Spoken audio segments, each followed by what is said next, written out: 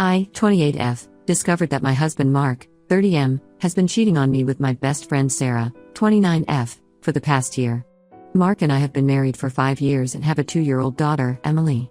We met in college and had what I thought was a strong relationship built on trust and communication. Mark and I both come from small towns in the Midwest. We bonded over our shared experiences of growing up in tight-knit communities and our dreams of building a life in the city. After graduation, we moved to Chicago together, excited to start our careers and our life as a couple. I landed a job at a marketing firm, while Mark started working for a tech startup. We were both ambitious and focused on our careers, but we always made time for each other. We had a weekly date night, even if it was just cooking dinner together at home. We talked about everything: our hopes, our fears, our plans for the future. 3 years into our marriage, we decided to start a family. We were overjoyed when I got pregnant with Emily. The pregnancy was tough. I had severe morning sickness and had to be hospitalized twice. But Mark was there for me every step of the way. He came to every doctor's appointment, rubbed my feet when they were swollen, and even painted the nursery himself. When Emily was born, we were ecstatic. Mark took 2 weeks off work to help with the baby. He was an amazing father from the start, changing diapers, doing midnight feeds, singing lullabies. I remember thinking how lucky I was to have such a wonderful partner and father for my child. Sarah has been my best friend since high school. We lost touch for a while when we went to different colleges, but we reconnected when I moved to Chicago. She was already living here, working as a teacher. She was single and loved being the fun aunt to Emily. She would babysit for us, bring over homemade meals when we were too tired to cook, and was always there to lend an ear when I needed to talk. The first sign that something was off came about 3 months ago. Mark started working late more often, saying his startup was in a critical phase. I believed him because he had always been honest with me before. He also began spending more time on his phone, often smiling at text messages. When I asked who he was texting, he'd say it was just work stuff or his buddies planning a game night. I started to feel a bit neglected. Between his long hours at work and my full-time job plus taking care of Emily, we weren't spending as much time together. I tried to talk to him about it, but he assured me it was just temporary and things would calm down soon. Last week, I borrowed Mark's laptop to check my email because mine wasn't working. When I opened the browser, I saw his email was still logged in. I know I shouldn't have, but I clicked on his sent folder. That's when I saw dozens of emails between him and Sarah. The emails went back almost a year. They started innocently enough, friendly chats about work and life. But over time, they became more intimate. They talked about their feelings for each other, planned secret meetings, and even discussed a future together. There were even a few intimate photos exchanged. I felt like my whole world was falling apart. I couldn't believe that the 2 people I trusted most could betray me like this. I read through all the emails, feeling more devastated with each one. They had been meeting at hotels, having lunch dates while I was at work, even sneaking moments together when Sarah was supposedly babysitting Emily. I confronted Mark as soon as he got home from work. At first, he tried to deny it, saying I was misunderstanding things. But when I showed him the emails, he broke down and admitted everything. He said it started as just friendship. Sarah had been there for him when he was stressed about work and feeling overwhelmed with being a new parent. He said he never meant for it to develop into an affair, but one thing led to another. Mark begged me for forgiveness. He said he would end things with Sarah immediately and that he still loved me. He suggested couples therapy, saying he wanted to make our marriage work. But I was too hurt and angry to even consider it. I told him to get out of the house and stay with his parents until I figured out what I wanted to do. The next day, I called Sarah. She answered cheerfully, not knowing that I had discovered her betrayal. When I confronted her, she started crying and apologizing. She said she felt terrible about what they had done and that she would do anything to make it right. I told her that our friendship was over and that I never wanted to see or hear from her again. Now, I'm staying with my sister, unable to face going back to the house I shared with Mark. Emily is confused and keeps asking for her daddy. It breaks my heart to see her like this, knowing that her world has been turned upside down because of her parents' actions. I'm not sure what to do next. Part of me wants to try and work things out with Mark for the sake of our daughter. We built a life together, and the thought of throwing it all away is terrifying. But another part of me knows that I can never trust him again. Every time I close my eyes, I see the emails, the plans they made behind my back. My family and other friends have been supportive, telling me to take my time and not make any rushed decisions. But I feel like I'm in limbo, unable to move forward or go back to the way things were. I keep replaying memories in my head, wondering if there were signs I missed. Were they laughing at me behind my back this whole time? I've been thinking about filing for divorce, but I'm scared of being a single mom. I have a good job, but I'm not sure if I can manage everything on my own. Plus, I'm worried about how a divorce would affect Emily. She's so young, will she even remember a time when her parents were together? Mark has been calling and texting nonstop, begging for another chance. He says he'll do anything to make it right, including going to couples therapy and changing jobs so he'll never have to see Sarah again. But I'm not sure if I even want to try. The betrayal feels too deep, too personal. Sarah has also been trying to reach out, sending long emails explaining herself and asking for forgiveness. She says she values our friendship more than anything and that she'll never forgive herself for hurting me. I haven't responded to any of her messages. I can't even bear to look at them. I feel like I'm stuck in a nightmare that I can't wake up from. Every morning, I wake up hoping it was all a bad dream, only to remember that it's my new reality. I've lost my husband, my best friend, and the future I thought we were building together. I'm trying to stay strong for Emily, but when she's asleep, I break down. I cry until I have no tears left, feeling utterly lost and alone. I never thought I'd be in this situation, and I'm struggling to find a way forward. I keep thinking about our wedding day, how happy and in love we were. We wrote our own vows, promising to always be honest and faithful to each other. Mark's words echo in my head now, a cruel reminder of how easily promises can be broken. I'm angry, hurt, and confused. I'm angry at Mark for throwing away our marriage, at Sarah for betraying our friendship, and at myself for not seeing what was happening right under my nose. I'm hurt that they could do this to me, to our family. And I'm confused about what to do next, how to move forward from here. Right now, I'm taking it one day at a time, trying to focus on Emily and my job. But the pain and betrayal are always there, lurking just beneath the surface. I'm trying to eat and sleep, but it's hard. I've lost weight, and I have dark circles under my eyes from sleepless nights. I'm not sure what I'm looking for by posting this. Maybe just some advice or words of encouragement. Has anyone been through something similar? How did you get through it? Is there any hope for salvaging my marriage, or should I just cut my losses and move on? Any advice or support would be greatly appreciated. I feel so alone and lost right now. Update 1. Thank you all for your supportive comments on my last post. I really appreciate the kindness of strangers during this difficult time. A lot has happened in the past 3 weeks, and I wanted to give you all an update. After my initial post, I decided to file for divorce. It wasn't an easy decision, but after a lot of soul-searching and conversations with my family and close friends, I realized that I could never trust Mark again. Staying in the marriage would only lead to more pain and resentment, not just for me but for Emily too. I hired a lawyer and started the process. It's been overwhelming dealing with all the paperwork and legal jargon, but my lawyer has been patient and helpful, explaining everything step by step.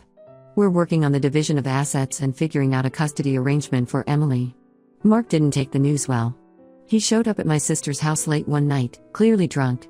He was crying and begging me to reconsider, saying he'd do anything to save our marriage.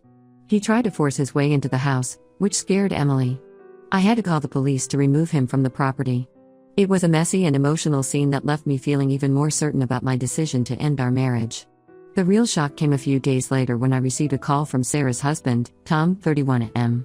It turned out that Sarah had confessed everything to him after I confronted her. Tom was devastated and angry, much like I was. We met up for coffee to talk about what had happened. During our conversation, Tom revealed something that turned my world upside down once again.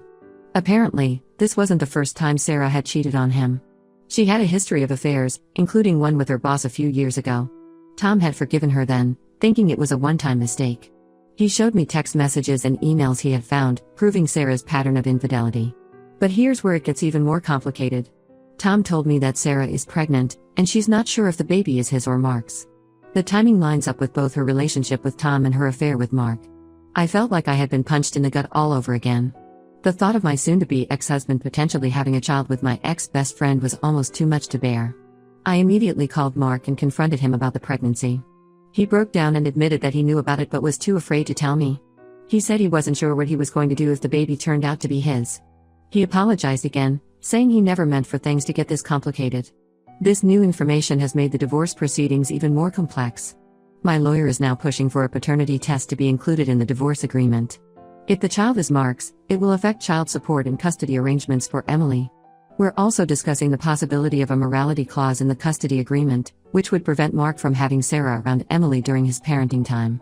Speaking of Emily, she's been struggling with all the changes. She doesn't understand why Daddy isn't living with us anymore or why she can't see her Aunt Sarah. She's been having nightmares and acting out at daycare. It breaks my heart to see her so confused and upset.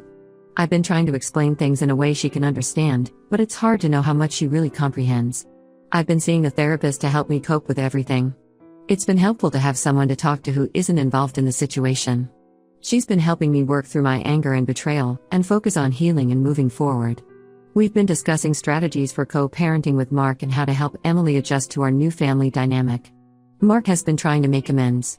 He's been consistently showing up for Emily, taking her on weekends and being present for her in a way he wasn't before. Part of me is glad that he's stepping up as a father, but another part of me is angry that it took this disaster for him to do so. He's also been sending me long emails, explaining his actions and apologizing. I've been reading them but not responding. I'm not ready to engage with him beyond what's necessary for Emily and the divorce proceedings. Sarah, on the other hand, has become somewhat of a pariah in our social circle. Most of our mutual friends have chosen to support me, cutting ties with her. I heard that she's lost her job at the school where she taught, as news of her affair with the students' parents spread. She's thinking of moving away to start fresh somewhere else. Tom and I have been leaning on each other for support. We understand each other's pain in a way that others can't. We've been meeting up regularly for coffee, sharing updates on our respective divorce proceedings and just talking. There's no romantic interest there, just a shared experience of betrayal and heartbreak. As for me, I'm taking it one day at a time. Some days are better than others. I've thrown myself into my work, taking on extra projects to keep my mind occupied. I'm also focusing on being the best mom I can be for Emily. We've been spending a lot of quality time together, going to the park, baking cookies, and reading stories. I'm trying to create a stable, loving environment for her amidst all the chaos. I'm slowly starting to imagine a future without Mark. It's scary, but it's also somewhat liberating. I'm rediscovering parts of myself that I had neglected during my marriage. I've started running again, something I used to love but gave up when Emily was born. I'm also thinking about taking some classes to advance my career. Financially, it's been a challenge. I'm looking at having to sell our house and find a smaller place for Emily and me. The lawyer fees are adding up, and the prospect of being a single-income household is daunting. But I'm determined to make it work. I'm still angry and hurt, but I'm also starting to feel stronger. I know I'll get through this, even if the path forward isn't always clear. I'm learning to trust myself again and to believe that I deserve better than what Mark and Sarah did to me. Thank you all again for your support. It means more than you know. I'll keep you updated as things progress. Update 2. Hello everyone. It's been a while since my last update, and a lot has happened. I appreciate all the support and advice I've received from this community. Your words have been a source of strength during this difficult time. The biggest news is that the paternity test results came back. The baby is Mark's. This confirmation hit me harder than I expected. Even though I had prepared myself for this possibility, actually knowing made it real in a way it wasn't before. It's strange to think that Emily will have a half-sibling, born from such painful circumstances. Mark seems torn about the situation. On one hand, he's excited about having another child. He's been talking about setting up a nursery at his new apartment and has even started buying baby clothes. On the other hand, he's realizing the full impact of his actions. He's going to be a father again, but at the cost of his marriage and the stable family unit we had for Emily. The divorce proceedings have become more complicated with this news. We're now negotiating child support for both Emily and the new baby, as well as a visitation schedule that will work for both children. It's been challenging to say the least.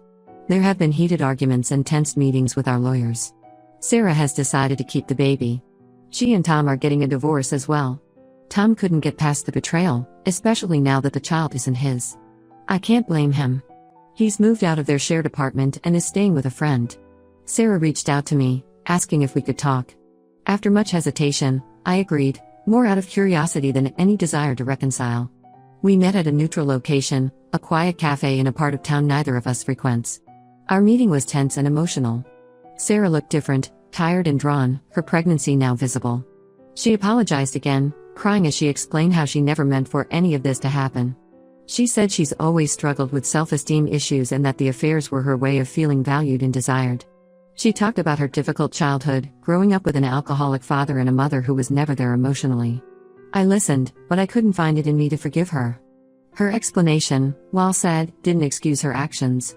I told her that while I don't wish her ill, especially now that she's carrying my daughter's sibling, I can't have her in my life anymore. The trust is too broken, the hurt too deep. We discussed practical matters, how we would handle situations where we might run into each other, like at Emily's future school events. We agreed to be civil for the sake of the children, but nothing more. It was a sad end to a friendship that had spanned over a decade, but it felt necessary for my healing. The divorce proceedings are moving forward. We're working out the details of custody and child support. It's been a challenge, especially now with the new baby on the way. My lawyer has been invaluable in navigating these complex waters. We're pushing for primary custody of Emily, with Mark having visitation rights. We're also discussing how to handle holidays and special occasions. One unexpected development is that I've become closer to Tom. We've been supporting each other through our respective divorces. We meet up regularly for coffee, sharing updates and offering each other emotional support. Last week, he asked me out on a date. I was surprised and unsure at first, but I decided to give it a chance. We went out for dinner, and it was nice to feel a connection with someone again. We're taking things very slowly, both aware of the complicated history we share. I'm not sure if it will develop into anything serious, but it's nice to have someone who understands what I'm going through. My daughter is slowly adjusting to the new normal. She still has moments where she asks why we can't all be together, but she's starting to understand that mommy and daddy live in different houses now. We've started her in play therapy to help her process everything.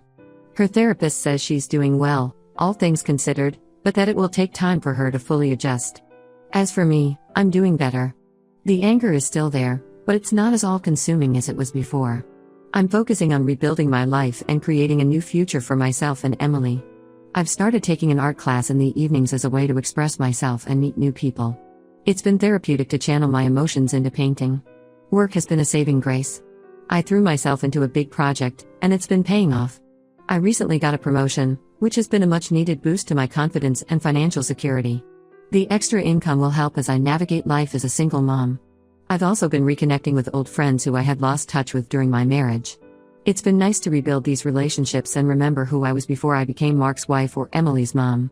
I'm rediscovering parts of myself that I had forgotten. I know the road ahead won't be easy. Co-parenting with Mark will be a challenge, especially once the new baby arrives. But I'm committed to making it work for the sake of our children. We're trying to establish clear boundaries and open communication, though it's not always easy. Thank you all again for your support. It's been a long, difficult journey, but I'm starting to see glimmers of hope for the future. I'll update again when there are significant developments. Update 3. Hello everyone.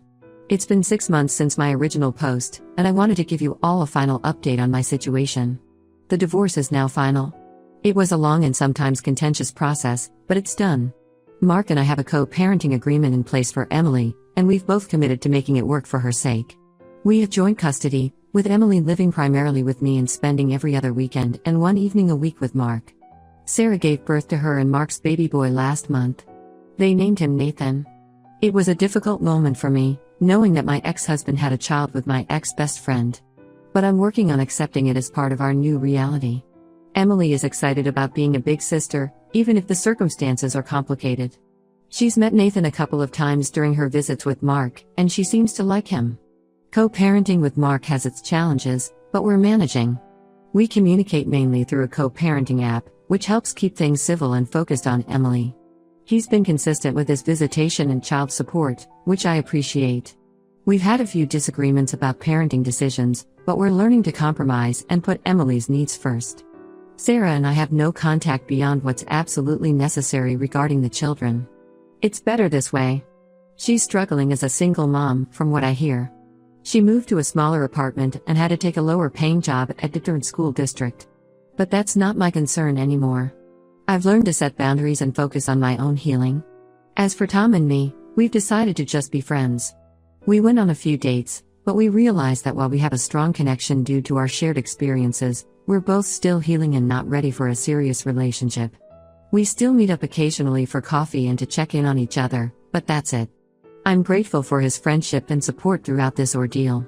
I've been focusing on myself and Emily. I've continued with my art classes and even had a small exhibition of my work at a local cafe. It's been therapeutic and has helped me process a lot of my emotions. I'm considering turning this hobby into a side business, selling my paintings online. Emily is doing much better now. The play therapy has been incredibly helpful, and she's adjusting well to our new family structure. She still has moments where she wishes we were all together, but those are becoming less frequent. She's doing well in school and has made new friends in our neighborhood. Work continues to be a positive aspect of my life. I've taken on more responsibilities with my promotion and am finding a lot of satisfaction in my career. I've also started mentoring younger employees, which has been rewarding. I've also started dating again, casually. Nothing serious yet, but it's nice to feel attractive and desired again after everything that happened. I'm taking it slow and being cautious, but I'm open to the possibility of finding love again someday. For now, though, my priority is Emily and my own personal growth. Financially, things have stabilized. The sale of our marital home, combined with my promotion, has allowed me to buy a small house in a good school district for Emily and me. It's our fresh start, a place without painful memories. Thank you all for your support throughout this journey. Your kind words and advice have meant more than you know. While this chapter of my life is closing, I'm looking forward to writing the next one on my own terms. I'm excited about the future, for both Emily and me, and I'm ready to embrace whatever comes next.